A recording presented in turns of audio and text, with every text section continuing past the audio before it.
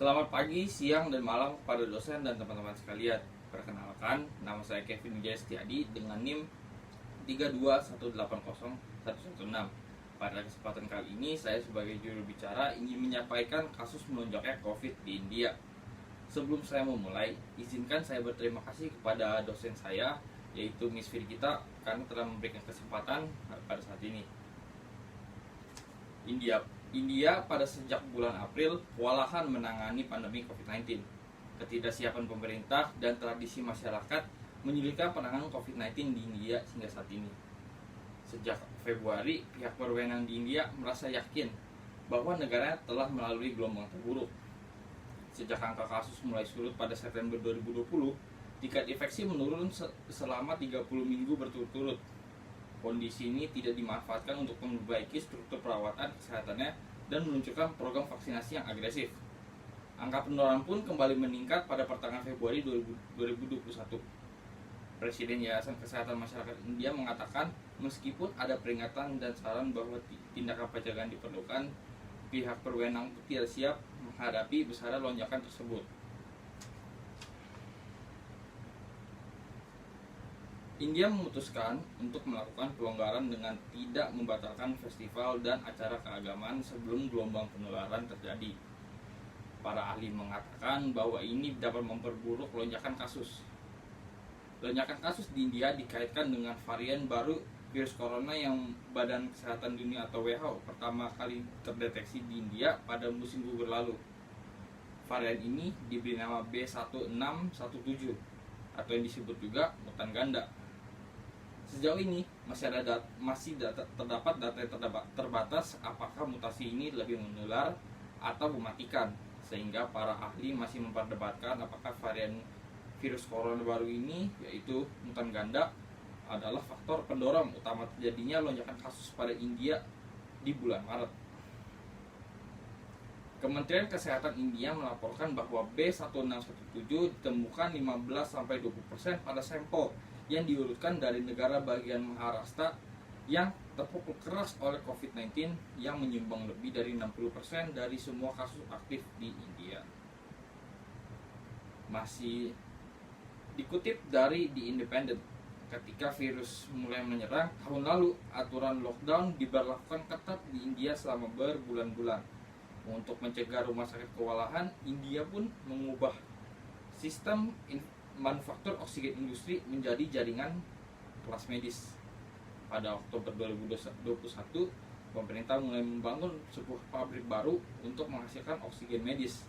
Akan tetapi, sekitar 6 bulan kemudian masih belum jelas apakah pabrik itu telah beroperasi.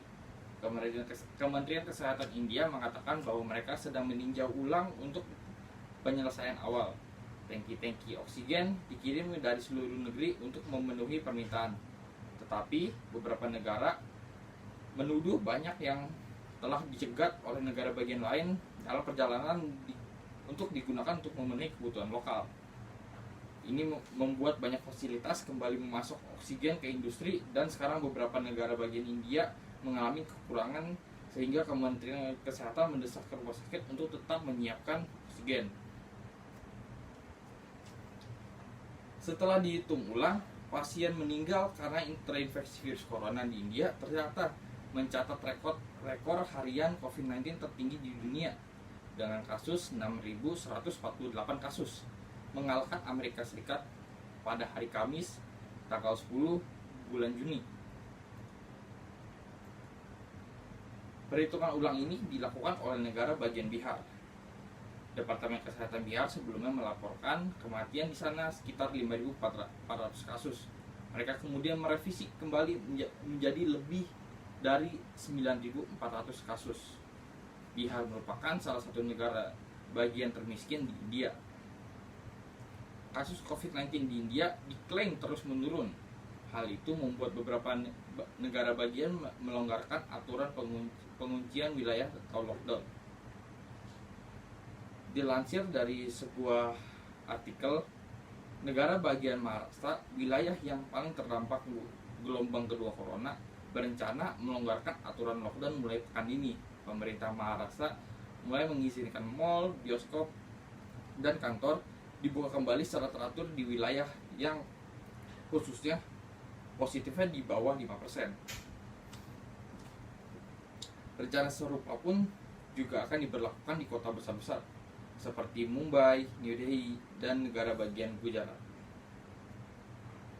Di New Delhi sendiri, pembukaan toko masih menggunakan sistem tanggal ganjil genap yang diselaraskan dengan nomor tokonya. Kota itu mengizinkan kantor dengan jumlah pegawai 50%.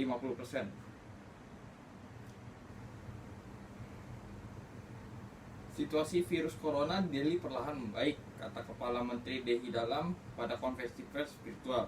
Meski kasus positif tersebut disebut menurun, namun grafik angka kematian masih belum melandai.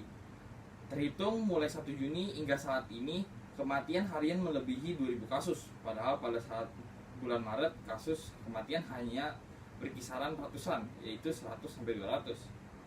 Pada saat ini, banyak negara yang tergerak untuk mengirimkan bantuan. Negara-negara tersebut seperti Jerman, Uni Eropa, Inggris, Perancis, Amerika Serikat, dan Kanada. Jerman telah menerima permintaan untuk membantu memberikan pasokan oksigen, sedangkan Uni Eropa membantu memberikan tenaga kemanusiaan dan kontribusi oksigen dan obat-obatan yang sudah dikoordinasikan. Kementerian Luar Negeri Inggris yang membiayai pengiriman ini menyebutkan total ada 9 kontainer berisi 495 konsentrator oksigen, 120 ventilator non-invasif, dan 20 ventilator manual. Lalu, Perancis, mereka berencana untuk memberi pasokan oksigen dalam beberapa hari mendatang, termasuk ventilator. Lalu, ada Amerika Serikat yang akan mengirimkan pasokan bahan bantuan untuk vaksin, alat terapi, tes, ventilator, dan alat pelindung diri ke India. Sekian pidato yang saya sampaikan. Mohon maaf jika ada salah kata. Semoga pidato ini dapat bermanfaat bagi kita semua. Sekian, terima kasih.